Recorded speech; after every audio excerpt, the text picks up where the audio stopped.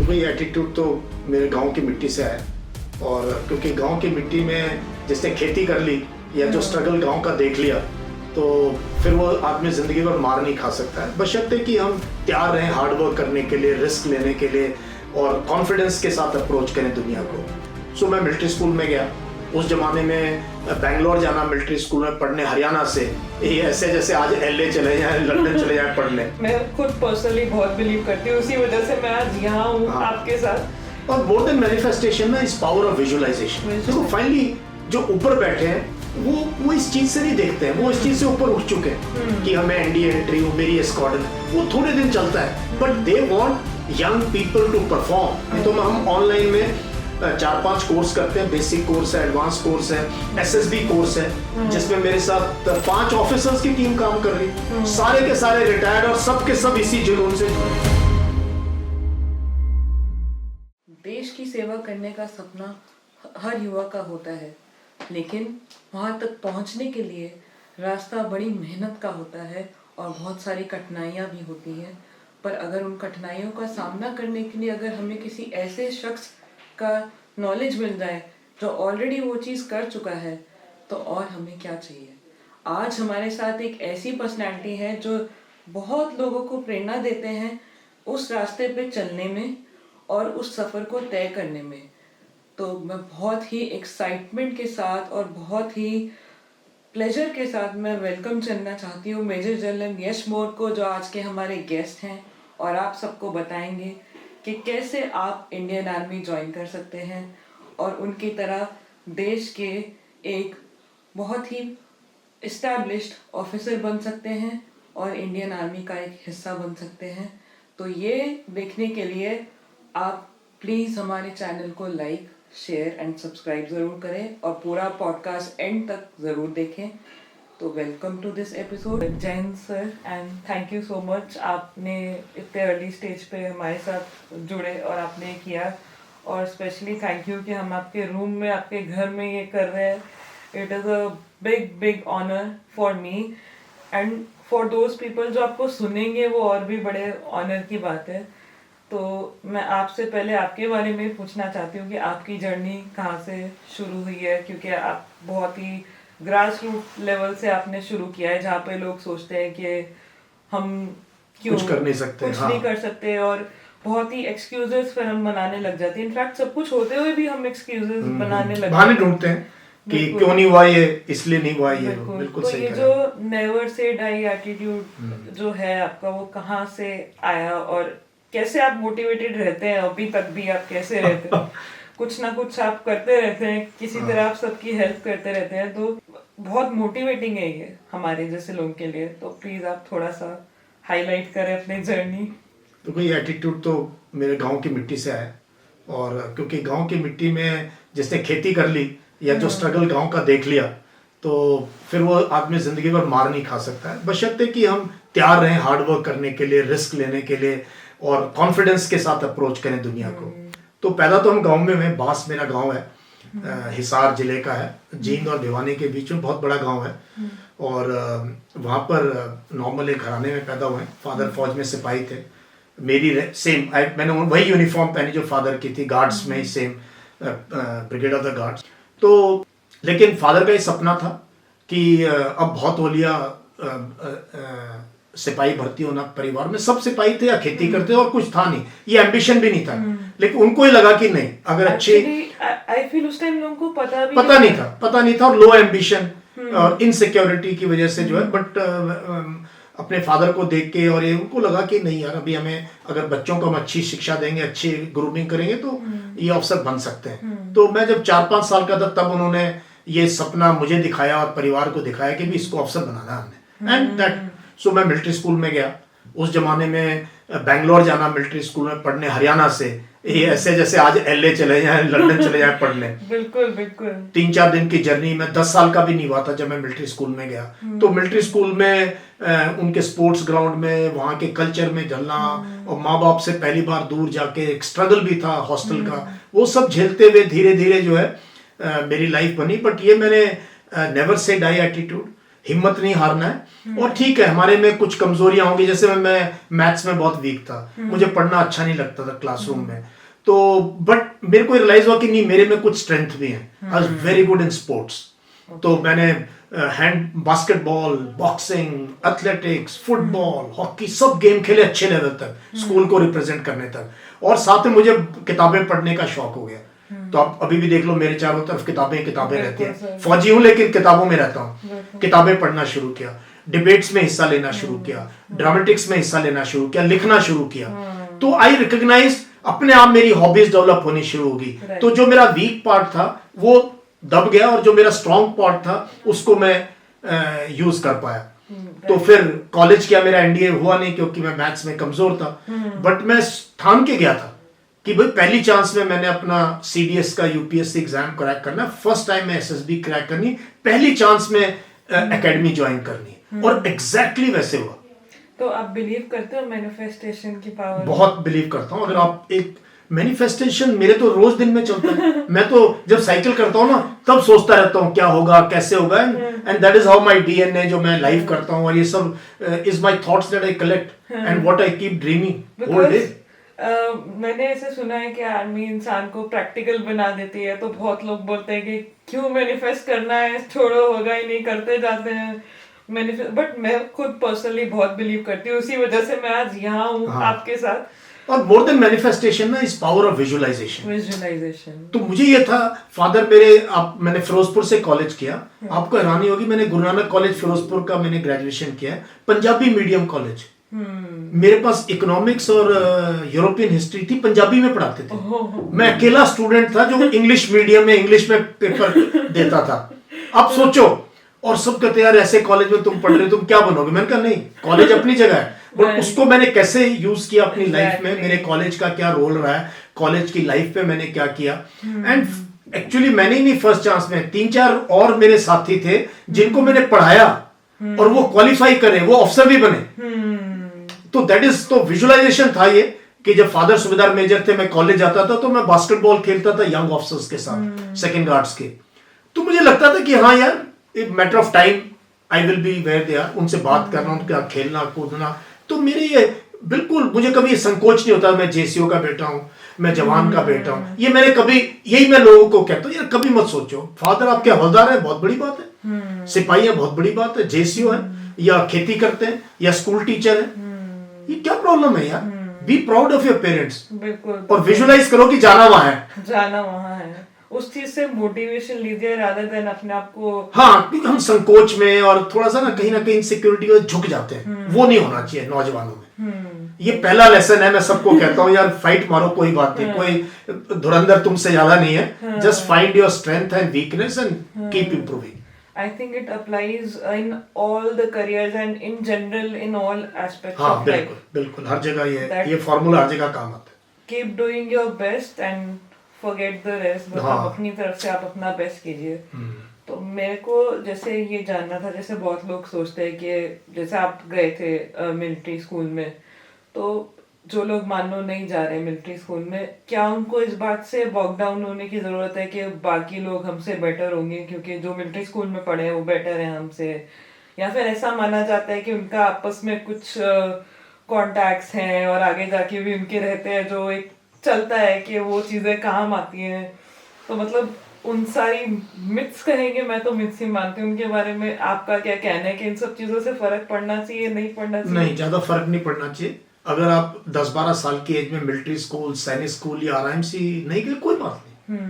RIMC वाले भी screen out हो जाते हैं, और बहुत से कभी भी कमीशन नहीं होते हैं। मेरे स्कूल के मेरे क्लासमेट बहुत है जो कभी भी अफसर नहीं बन पाए, और बहुत से गांव के, मैं तो अब तो रियलिटी में देख रहा हूँ पिछले 2-3 साल से, जब से मैंने मेंटरिंग शुरू करी है, ऐसे ऐसे बच्चे अफसर बन गए कि वो खुद नहीं सोच पाते थे ना उनके माँ बाप ने सोचा। सर, मेरे खुद के स्कूल में ऐसे बच्चे हैं। So it doesn't matter at all कि आप कहाँ पढ़े, आपकी स्कूलिंग कैसी थी, बोर्डिंग में गए नहीं गए, but if you have the fight in you, जो कोर वैल्यूज अगर आपकी स्ट्रांग है और आप हार्ड वर्क कर सकते हो, ठीक है। मिलिट्री स्कूल, सैनिक स्कूल वाले को शायद 20% काम करके सिलेक्शन हो सकता है, आपको शायद 80% करना पड़े, but you can be there, you can be there. तो ये तो मैं मानता हूं कि कोई कुछ भी बन सकता है। इसके लिए पैदा कहाँ हुए हो, क्योंकि ये चीजें जीन्स में नहीं है।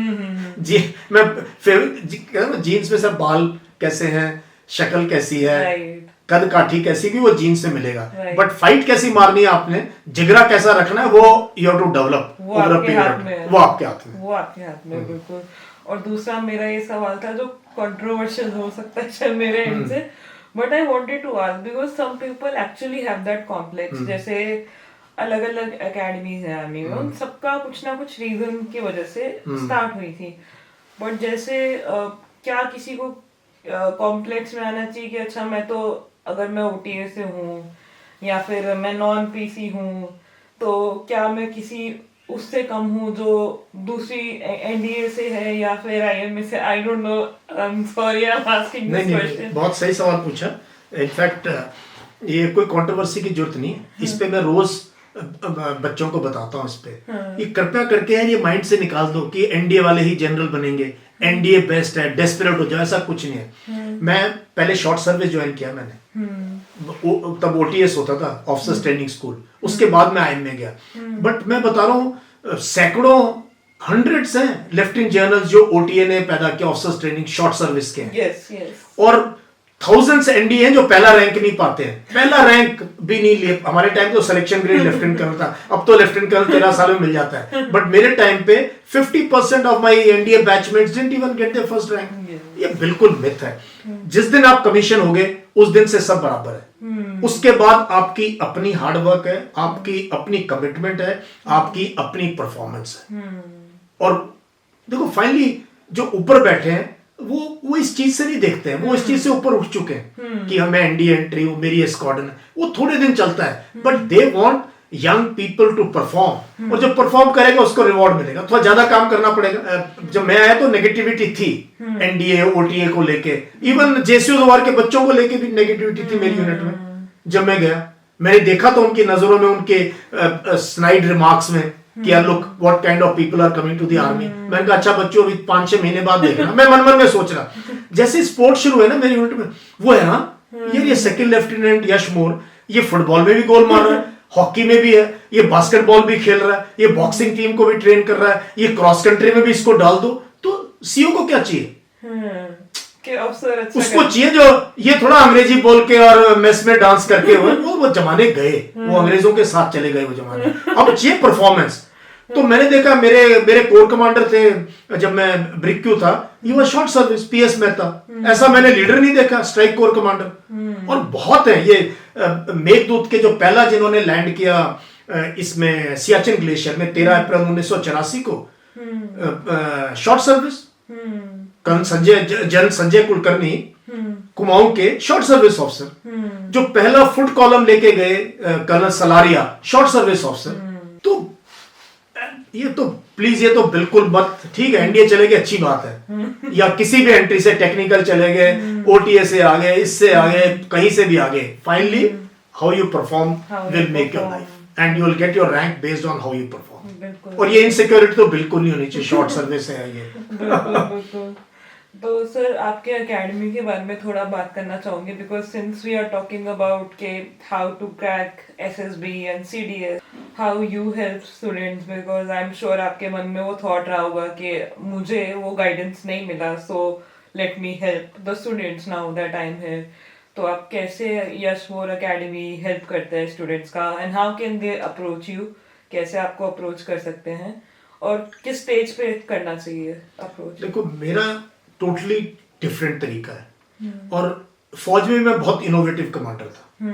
मैं चाहे आरआर में था या एलसी में था, जहां भी था मैं बहुत इनोवेटिव और अनप्रेडिक्टेबल कमांडर रहा हूं, पढ़ने की वजह से मेरी सोच नहीं रही है। तो मैंने देखा यहाँ कोचिंग फैक्ट्री तो 40 साल से चल रही है एसएसबी की, कब वो चंडीगढ़ में कौन सी एकेडमी खुल गई थी, दिल्ली में वो लोग, और आजकल तो पब्लिसिटी यूट्यूब कर करके बच्चे आ जाते हैं, 25-30 हजार रुपए लगाते हैं, सिलेक्शन 1% है। मैंने कहा नहीं यार, और खास तौर पे मेरा मुद्दा बड़ा क्लियर है, my second innings is for your first innings, नौजवानों के लिए, उसमें I have to give back to the society. तो कम उस पे खर्चे पे, पॉकेट मनी उस पे मैं ऑनलाइन मेंटरिंग करता हूं। मैं मानता हूं यार ऑफिसर बनोगे तो गाइडेंस से बनोगे, कोचिंग से नहीं बनोगे। क्लासरूम में बैठ के कोई आपको स्टोरी रटा रहा है उससे नहीं बनोगे। You need somebody who can mentor you, guide you over a long period of time. तो हम तो बच्चे का हाथ तब तक थाम के रखते हैं जब तक वो खुद ना छोड़ दे या वो ओवर एज ना हो जाए। राइट। तो 2 साल पुराना बच्चा भी मुझे मैसेज करता है, कॉल करता है, मैं फट उठाता हूँ। बाकी जगह जाओगे तो कोई नंबर ही नहीं देता अपना पर्सनल, लाइनें लगती है, लाइनें लग नंबर लेना पड़ता है, देते ही नहीं लोग नंबर, बात ही नहीं करते। सो मेरा पूरा का पूरा ऑनलाइन है। तो और मैं ज्यादा जोर देता हूँ फंडामेंटल ठीक करने में। तो कम्युनिकेशन कोर्स मेरा सबसे फ्लैगशिप कोर्स है, बेसिक ऑफिसर्स कम्युनिकेशन कोर्स। मैं पहले कहता हूँ पहले 3 महीने 6 महीने लगाओ, अपनी पर्सनैलिटी बनाओ। पहले रिटर्न की कोचिंग वगैरह बाद में लो, पहले अपने आप को उस लायक बनाओ कि आपको देख के कम से कम एसएसबी में सोचे हाँ यार ये बन सकता है। पर्सनैलिटी 0। और कोचिंग लेके तुम टेस्ट पास करके वहां सोचते हो कि आपको कोई अफसर बने, नहीं बनोगे। You are wasting your effort. फिर क्या आप मोरल डाउन हो जाता है, फिर डीमोरलाइज हो जाते हैं। पेरेंट्स भी सोचते हैं यार वो तो एसएसबी में ऐसे होता है, ऑफिसर्स, ये भी एक बड़ी मिथ है।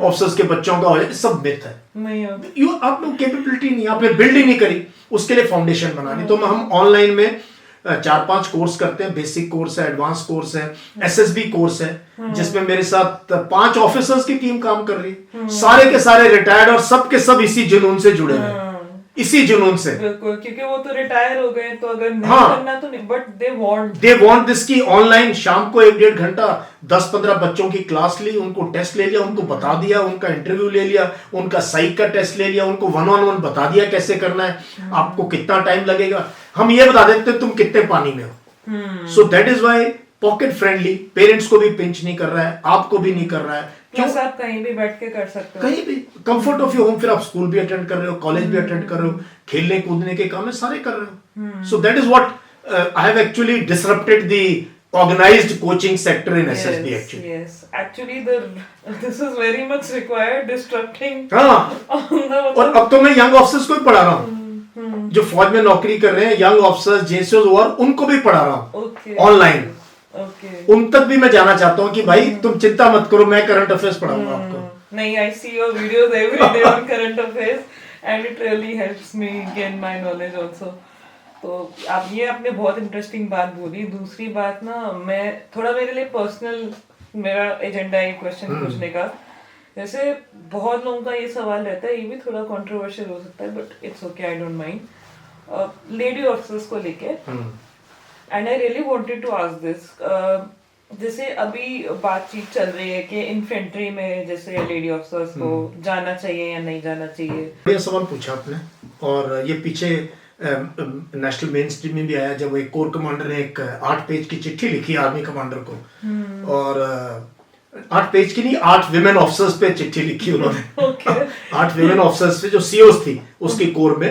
और वो काफी जो है कंट्रोवर्शियल बना, क्योंकि उन्होंने उसमें बहुत उनकी पर्सनालिटी ट्रेड्स को लेके जो है एक काफी नेगेटिविटी उस चिट्ठी के अंदर नजर आई कि, और पहली बार ये सीओस बनी। और जो मैंने विमेन ऑफिसर्स को अपनी सर्विस में देखा, उनमें से कई अब सीओ हैं। उनको मैंने भी कहीं ना कहीं ग्रूम किया है, चाहे मैं ले में था या कहीं और था, मैंने उनको देखा है। तो पहली बात तो ये मैं बता दूं कि when they join the service they are too good.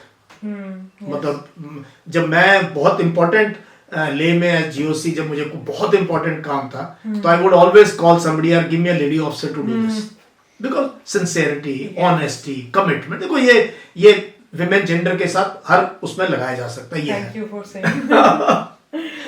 लेकिन अब जो है ना, ये कि मुझे पैरा एसए में भी जाना है, मुझे इन्फेंट्री में भी जाना है, मुझे आर्मर में टैंक भी चलाना है, अभी रुक जाओ। क्योंकि अभी लेटेस्ट इतने साल लग गए हैं। 92 में 91-92 में स्टार्ट हुआ था विमेन कमीशन, अभी तक स्टेबलाइज नहीं हुआ।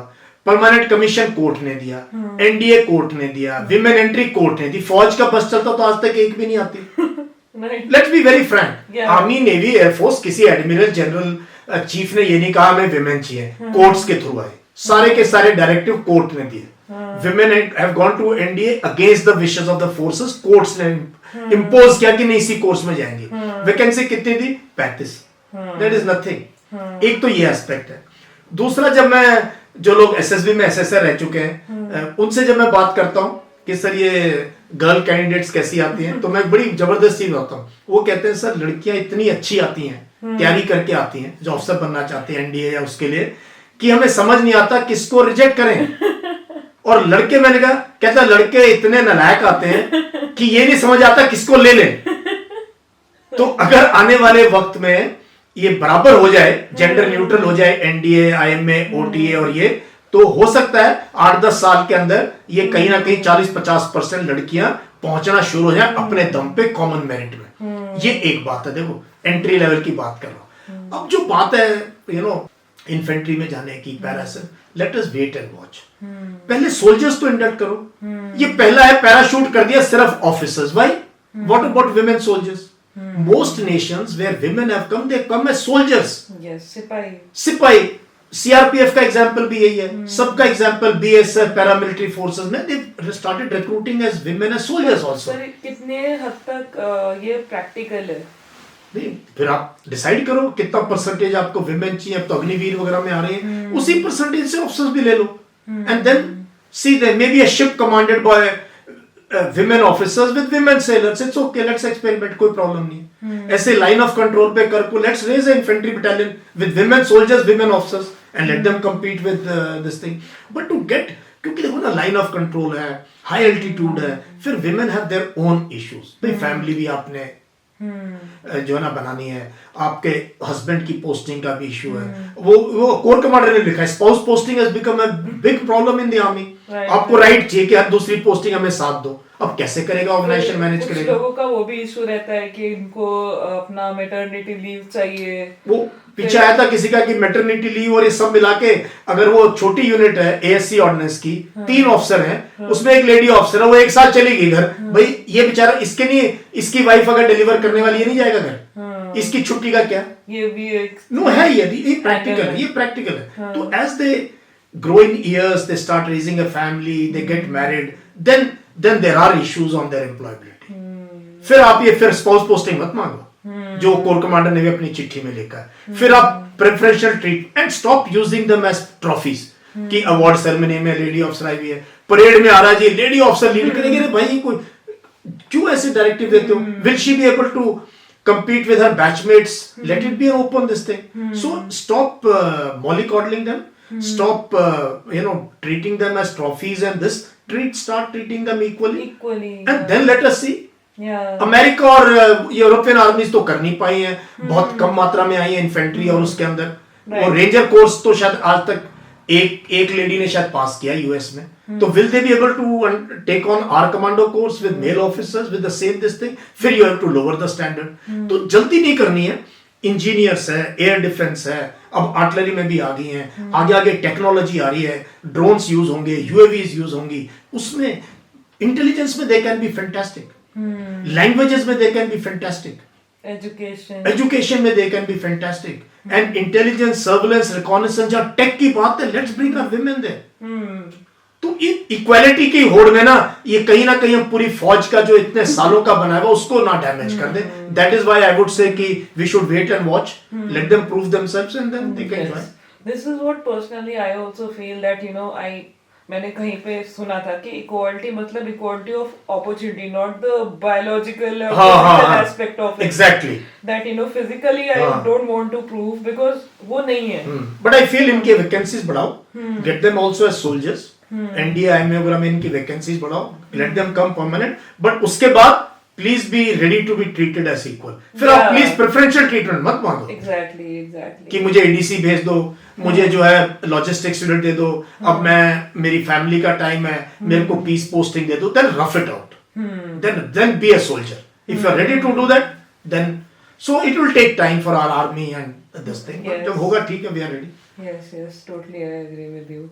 And what message do you have for the officers who are serving right now, that for different people, for example, frankly, honestly, being from army background, I want to ask that some people have different kind of किसी का complex wait को लेके भी sir बहुत ज्यादा ये struggle चलती है आर्मी में।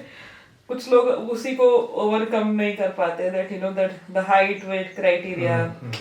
सो एक सजेशन उनके लिए भी आप दे दीजिए कि कैसे उनको अपना routine, fitness, how to maintain with the hectic the regime that they have. इनके लिए उनको पता करना चाहिए, जब मैं आर्मर्ड ब्रिगेड कमांड कर रहा था या फर्स्ट गार्ड कमांड कर रहा था, पूछना कि यशमोर का तब क्या सिस्टम था अपने ऑफिसर्स को फिट रखने का। ठीक है। Right. तो मैं इस चीज पे बहुत मैं टिक ऑफ कर देता हूँ किसी को भी, वो किसी आर्म सर्विस कोई भी ऑफिसर हो, कि यार तुम मोटे कैसे हो सकते हो, how can you B fat, क्यों मोटे हुए? इसका मतलब आप पीटी नहीं कर रहे थे, आप गेम्स नहीं खेल रहे थे, आप ज्यादा खा रहे थे, 3 ही रीजन, या शराब ज्यादा पी रहे हो। So this is first thing, so inner discipline. Now अफसर बनने के बाद हर बार ऐसा नहीं कि कोई आपको वो करे, an officer is suppose to be self regulated, self discipline, उसको पता होना चाहिए, that is why he is an officer. Officer का मतलब है कि भाई आपको पता होना चाहिए आपका क्या काम है। और आपको मैं बड़ी कमाल की बात बताता हूँ, मैं जब बहुत सीनियर कर्नल था, ब्रिगेडियर बनने वाला था, मैं आर्मी हेडक्वार्टर में पोस्टेड था, और मेरा दफ्तर 9वीं मंजिल में था, और तब क्या खाना भी घर से लेके आते थे, पानी भी नहीं था, पानी की भी 1 लीटर की बोतल हम अपने घर से लेके जाते थे, और किताबें 2 बस्ते लेके मैं 9 मंजिल हर रोज 365 दिन पैदल जाता था, लिफ्ट नहीं यूज करता था। लोग कहते बड़ा बेवकूफ करना है यार ये, और जवान लिफ्ट यूज करते थे, ऑफिसर लिफ्ट यूज। किसी ने पूछा सर आप क्यों, ये क्या है आपको, आप पैरा कमांडो के? नहीं, मैंने कहा मैं कोई कमांडो नहीं हूं, लेकिन मेरे को ये है कि कल को मेरी पोस्टिंग हाई एल्टीट्यूड में आ गई, एलसी पे आ गई, मैं ब्रिगेडियर बनने वाला हूं, मैं पहाड़ी पे जाऊंगा, फिर मैं नीचे से रिपोर्ट नहीं दूंगा, फिर मेरे जवान क्या सोचेंगे, मेरे अफसर क्या सोचेंगे कि सर बातें बड़ी बड़ी करते हैं लेकिन अपने मामले में he is a duplicate. So I wanted कि यार I have to have strong legs. I must run. As a brigade commander, I used to run. I was in forefront in all sports. You have to lead by example. तो young officers की 2 चीजों को लेके मेरे को, एक तो यार you have to control your diet. And जिस वेस्ट लाइन से आप भर्ती हुए हो ना, उसी में रिटायर होना है। इनकी नाप ले लो कमर का उसमें। और मेरा एक फेवरेट डायलॉग था, मैंने कहा रैंक को जेब में रखो। यार रैंक तो सबको पता है, जब गाड़ी से उतरे सबको पता, मेजर हो आप, कंपनी कमांडर, स्क्वाड्रन कमांडर हो आप, सीओ, वो कितना सीओ क्या माथे में भी लगा ले क्या? तो मैंने बहुत जगह पे ना, एक और मैंने एंटी फ्यूडल, जब मैं सीओ बना ना फर्स्ट गार्ड का 2005 में, अब बड़ी इंटरेस्टिंग है, पुराने सीओ चले गए, ये बात मैंने कहीं किसी पॉडकास्ट में कही नहीं है, उनको हम स्टेशन पे छोड़ा है और विदाई की। मेरे सीनियर थे, अच्छे दोस्त भी थे। तो अगला दिन मेरा पहला दिन है, मैं फुल कर्नल सीओ बन के जा रहा हूँ। मैं पीटी हुई नॉर्मल, जैसे मैं जाता था साइकिल पे, ये हो। मैंने एडजुटेंट को फोन किया, मैंने कहा समीर मैं आ रहा हूँ ऑफिस। हाँ sir, we are waiting to welcome your first day. मैंने कहा प्लीज वो रेड लाइट हटा देना ऑफिस के बाहर से। कहता what sir? Sir tradition and first guard, उसे पूरा बताया, ओल्ड यूनिट और कमांडेंट ऑफिस। मैंने कहा भाई ये कमांडेंट ऑफिस नहीं, गरीब नवाज का ऑफिस है, सीओ का ऑफिस है, जॉब है मेरा प्रमोशन हुआ है यहाँ, मैं कोई ऊपर से कोई खरात में नहीं मिली मेरे को ये। मैंने कहा सबसे पहले I will not use that office if you don't remove the red and green light. ये बहुत बड़ी बात थी 2005 में, आज से 20 साल पहले कहना और करके दिखाया। I said I will only, adjutant करेगा कैसे नहीं, तो I went they remove those lights. Same thing I did as a brigade commander, same as GOC. मेरे को इन लाइटों से क्या तुम बन गए हो यार, लाइट रेड लाइट, फिर रनर, अब दोस्त के साथ कॉफी पी रहे हो और रेड लाइट, बाहर कंपनी कमांडर फाइल लेके बैठे हैं, सीओ आए हुए। मेरा था कि एवरी वॉक इन ऑफिस, ये वर्किंग ऑफिस है भाई, अगर मुझे नहीं चाहिए मैं बोलूंगा मैं कोई कौन या 2 मिनट में कॉफी पी लो। और अगर एक सीओ 8 कैब बैठा हुआ है, सीओ 69 आ, तो तू भी सुन ले क्या बात, कोई सीक्रेट बात थोड़ी हो रही है। तो बीएम भी बैठा है, डीक्यू भी आया हुआ, 2 सीओ भी आए हुए हैं, स्पैरो भी आ गया, कोई काम है, 7-8 लोग दफ्तर में, अभी तू बता, कई मुद्दे वहीं पे हुआ, चलो खत्म बात। और चाय मैं खुद बना देता था, दिवालों में चाय पी लो, ब्लैक टी पीनी होती थी। So we need to reduce. Army में इतना काम हम कर सकते हैं, लेकिन ये हमारे प्रोटोकॉल, ड्रिल, क्या प्रोटोकॉल फौज में, इसको कम करना चाहिए, रिड्यूस करना चाहिए, so that we can be really more productive and our men, our officers can approach us. Time ना वेस्ट करें। Yes, this is something unexpected, out of the blue. No, I'm really happy you addressed this, क्योंकि मैं नहीं बोलना चाह रही थी, but thank you, आपने बोल दिया। And I'm very happy about this entire thing, that you know at least someone has guts enough to मैंने अपने लेवल पे मैं कहता हूँ I'm a small island. And it's a good thing, sir, because recently ये culture हमारे VIP culture में भी रिमूव हुआ था कि लाल बत्ती हमें, लाल बत्ती चलेगी, दफ्तर के बाहर लाल बत्ती लगी हुई है, उसका क्या करें? Yes. कंपनी कमांडरों ने भी लगा ली। वो भी चलता है कि ये गाड़ी, हाँ ये नंबर 1 है, ये नंबर 2 है, वो गाड़ी उसको क्यों देती क्या होता है। बट नहीं, good you addressed it, and I hope that future CEOs or भाई जो मेरे साथ जो मेरे इस उसके वो तो they have I must have affected ना, यही हम कर सकते हैं. We can be small islands of excellence where other people can take ideas. And अब मेरे जो यंग ऑफिसर्स थे या स्क्वाड्रन कमांडर्स थे, मेरा स्टाफ था, ब्रिगेड कमांड कर रहे हैं. अब भी फोन करते हैं, खुद फोन करते हैं, सर मैं ये ब्रिगेड कमांड कर रहा हूँ, और बोलते हैं सर जो आपने सिखाया मैं वैसे ही कमांड करूँ. मैंने कहा बस सही, फिर क्या problem. No, definitely. That is the idea that as many people who can hear your ideas and get some inspiration कहीं से किसी. And I did it in humble way. मैंने किसी को दिखा, मैंने अपने कमांडर को नहीं फोन किया, मैंने किया. मैंने आई जस्ट डिड इट किया. मेरा मन कर रहा है भाई मैं करूंगा. आज मैं हूँ यहाँ, कल को वापस आ गई होगी लाल लाइटें, सब आ गई होगी वापस, कोई प्रॉब्लम नहीं. I have to do my job and carry on, move forward. Right. Thank you so much, sir, for doing this. And I want to ask one last question. That is, what is your message for the young women and men who want to join the force and people who are serving? That how can they give their best and forget the rest? सब अपना कर्म करो और फल की चिंता मत करो. कर्म भूमि है, कर्म भूमि है. तो पहले मैं ये लास्ट वाला पार्ट आंसर करता हूँ जो ऑलरेडी फौज में है या आना चाहते हैं, कि देखो ये वेयरिंग यूनिफॉर्म ना, ये बहुत बड़ी चीज है. So first message the leaders specially officers must is we are totally secular, we are non religious military, we adopt the religion of the troops we command. तो गुरुद्वारे जाएंगे तो अगर सिख में चलेंगे तो शब्द याद करेंगे, कड़ा पहनेंगे, वो करेंगे. और आप अगर कोई मुस्लिम कंपनी का कंपनी कमांडो, रोजे रखोगे. और आप मुस्लिम और हिंदू उसमें हो, आप कृष्ण जन्माष्टमी भी करोगे, वो भी करोगे, व्रत भी रखोगे, धागा भी बांधोगे, तिलक भी लगाओगे. और ये है तो ये हमारा कॉन्सेप्ट है ना, ये पूरा देश देखता हमारी तरफ कर रहा है. जहां तक यूथ की बात है, जिनसे कि मैं यूट्यूब के थ्रू, इंस्टाग्राम वगैरह के थ्रू बहुत कनेक्टेड हूं, मैं कहता हूं यार फिजिकल फिटनेस पे एवरी बॉय और girl in India must get out. और मैं ये नहीं कह रहा कि सबने रनिंग ही करनी है, साइकिलिंग ही करनी है, स्विमिंग करनी है. यार योग कर लो, कुछ तो करो, हिलाओ अपने शरीर को. क्योंकि वी आर बिकमिंग, एक तरफ मैल न्यूट्रिशन कंट्री है, गुर्बत, दूसरी तरफ मोटापा. अब तो प्राइम मिनिस्टर ने बोल दिया, शुक्र है, मोटापे के बारे में. तो ओबेसिटी, लाइफस्टाइल डिजीज, और ये बेकार का खाना जो हम खा रहे हैं, फास्ट फूड का कल्चर, और शराब का कल्चर. ये आप देख लो गुड़गांव में, we are the liquor capital of the world. इतनी शराब 4 बजे तक मिलती है, दूध नहीं मिलेगा, शराब मिल जाएगी. So somewhere we are social issues पे आवर लीडर्स मस्ट स्पीक. तो मैं सोशल इश्यूज पे बहुत बात करता हूँ. तो फिजिकल फिटनेस है, दूसरा अच्छी एजुकेशन. एंड मेरा एक पेट वो है, if you love India then love everyone who is an Indian. अब ये नहीं कहते आई लव कंट्री, मैं बहुत पैट्रियोटिक है, बट मैं इन लोगों को, इसकी टोपी ठीक नहीं है, इसका खाना ये है, ये व्रत नहीं रखता. भाई ये क्या मतलब है यार? Then stop, because we are sitting on a very very fragile state of India today. या तो हम बहुत आगे निकल जाएंगे, नहीं तो जिस प्रकार से जॉब्स नहीं लग रही हैं, ग्रोथ रेट के ऊपर क्वेश्चन उठे हुए हैं, वेजेस इंक्रीज नहीं हो गई हैं, IIT IIM से नौकरी नहीं लग रही हैं, सरकारी नौकरी के लिए आप देख लो, PN की नौकरी के लिए PhD अप्लाई करें, तो सिचुएशन इतनी रोजी नहीं है.